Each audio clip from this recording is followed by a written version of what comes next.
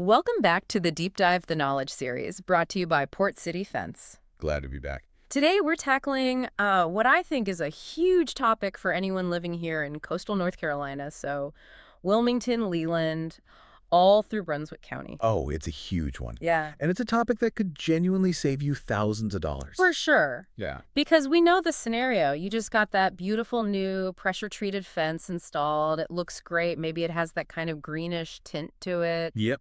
And your first instinct, that little voice in your head, is screaming, I have to protect this investment.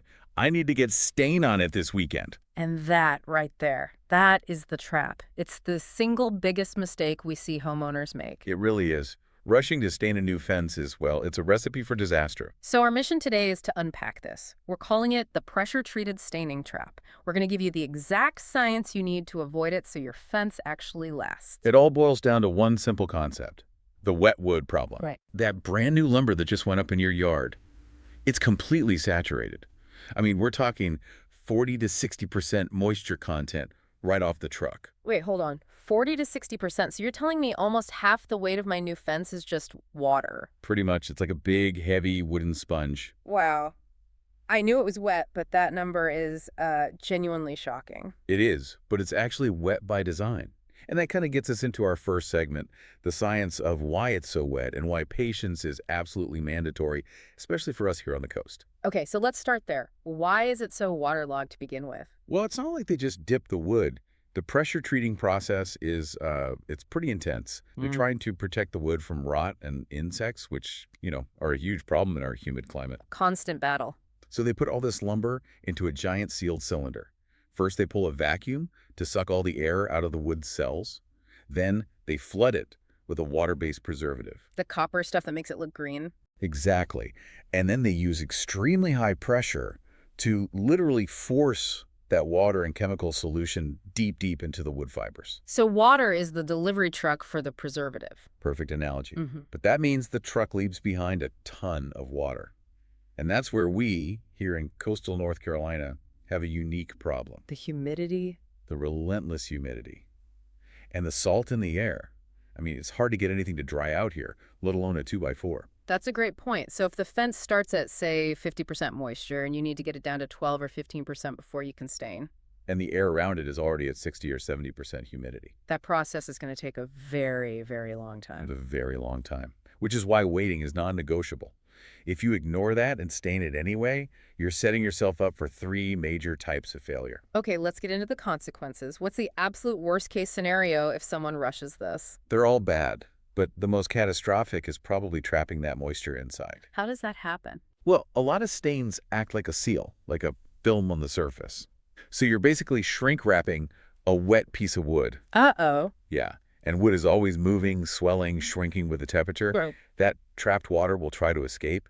When it does, it pushes directly against that stained film. So what does my fence look like 6 months later? It looks like it has a terrible sunburn. You get blisters, bubbles, cracking, peeling. The stain literally just flakes right off the wood. So you have to redo the whole thing. The whole thing. We've seen jobs where people had to pay to have the entire fence professionally stripped, cleaned, and then restained a year later. You've just doubled the cost of finishing your fence because of impatience. That is brutal. Okay, so that's the worst one. What are the other two? The other two happen right away. The first is just poor adhesion. Right, the stickiness factor. Yeah. The wood pores are full of water, so the stain has nowhere to go.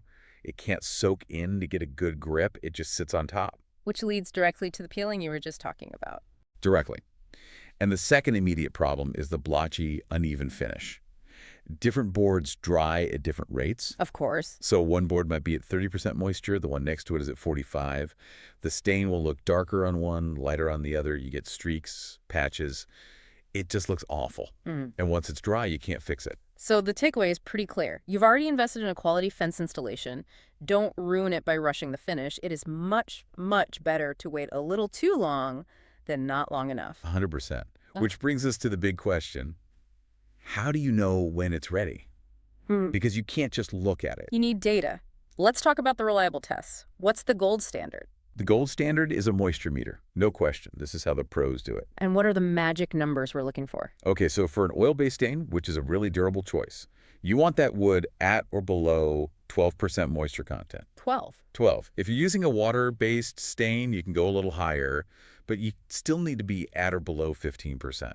And that's a huge drop from that initial 40 to 60%. A massive drop.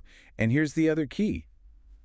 You can't just test one spot. That's where people get tripped up. They test a picket, right? Exactly. The pickets are thin. They dry out the fastest. The real story is in the posts. The big, thick posts. They hold on to moisture for the longest time, especially if they're in a shady spot or near a sprinkler head.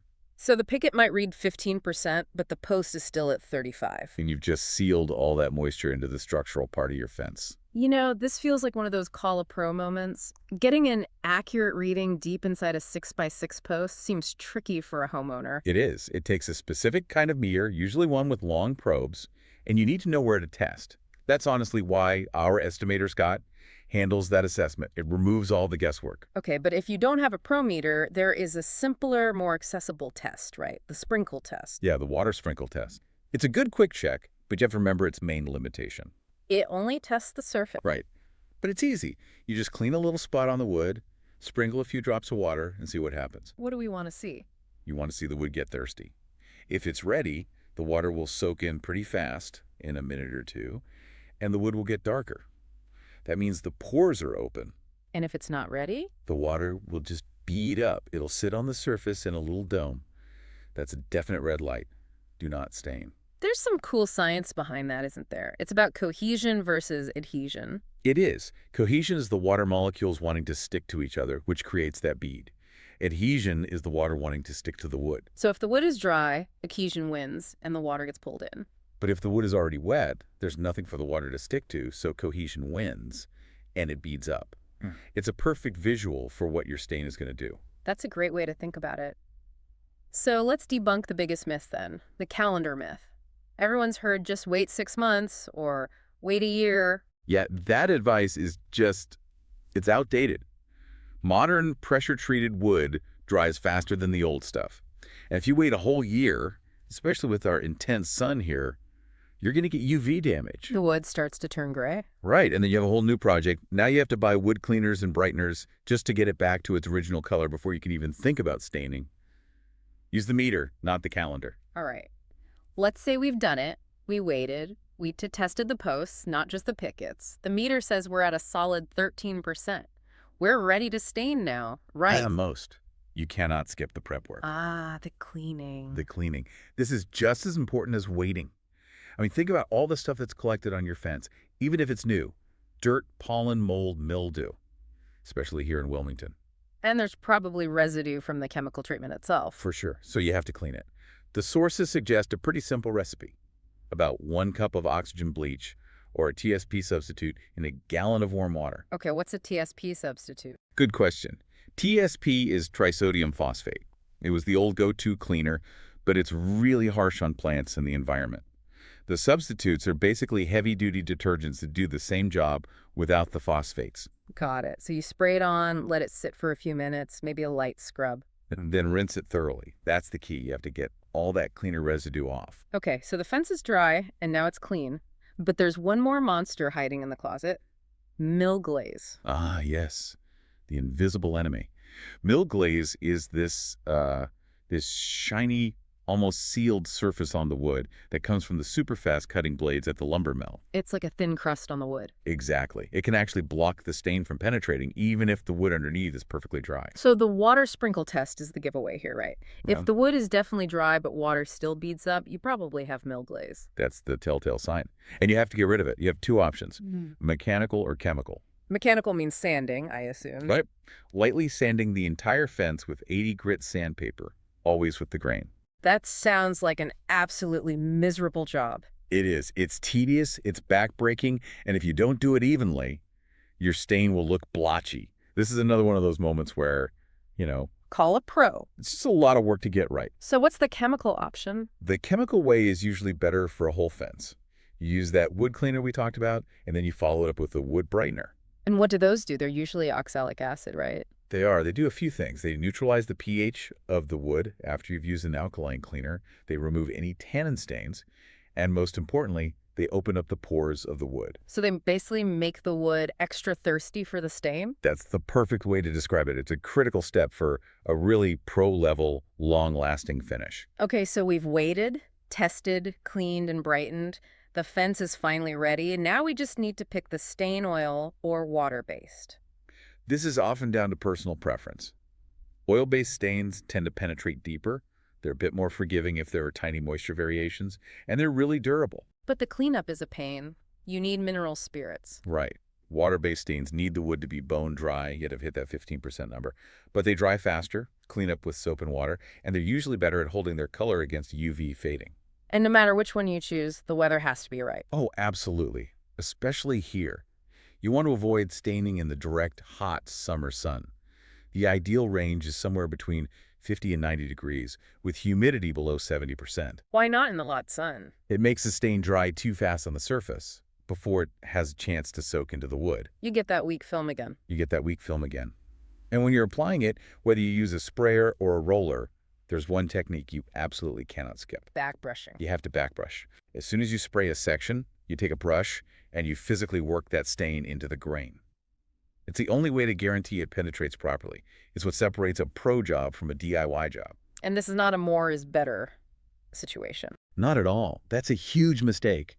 You only want to apply as much stain as the wood can absorb in about 15 to 20 minutes. Any extra that's still pooled on the surface, you have to wipe it off. What happens if you don't? It dries into this gross, sticky, tacky layer that never really cures.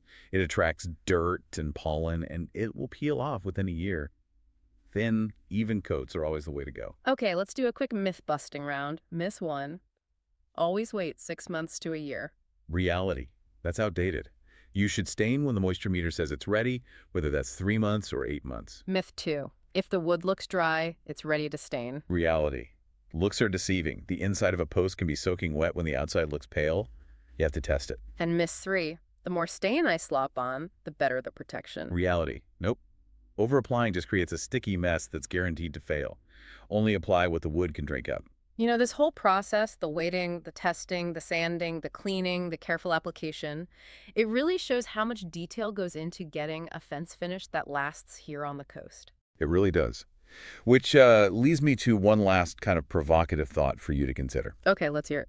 We talked about how much work it is to remove mill glaze, right?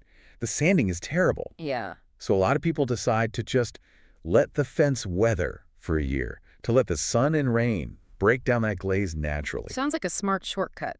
It does, but think about the trade-off. To avoid a weekend of prep work, you are intentionally leaving your brand new fence completely unprotected and exposed to our harsh coastal sun and salt air for an entire year. So you're sacrificing a year of the fence's protected life just to avoid some upfront labor. Exactly. Is that trade-off really worth it for the long-term health of your investment? It's something to really think about. That is an excellent point. And of course, a quick reality check for everyone listening. Product formulas and local guidelines can change. So while this is the best info we have, you should always check the official resources links on our website, portcityfenceofwilmington.com, for the latest manufacturer guidelines. We get it. Dealing with moisture meters and weather forecasts and mill glaze, it's a lot. It's technical, it's messy, and it takes time. And that's exactly why our team at Port City Fence is here. From Scott, our estimator who knows the stuff inside and out, to Lisa handling all the town permits and Laura in the office coordinating everything, we handle all those details. We're family-owned, and we're just focused on building a quality fence the right way from the start, so it's ready for a beautiful, long-lasting finish when the time is right. So if you're ready to start that new fence project, give us a call at 910-232-5453. Or you can email us at portcityfence@hotmail.com. Or visit portcityfenceofwilmington.com to schedule your free estimate today. We're ready when you are.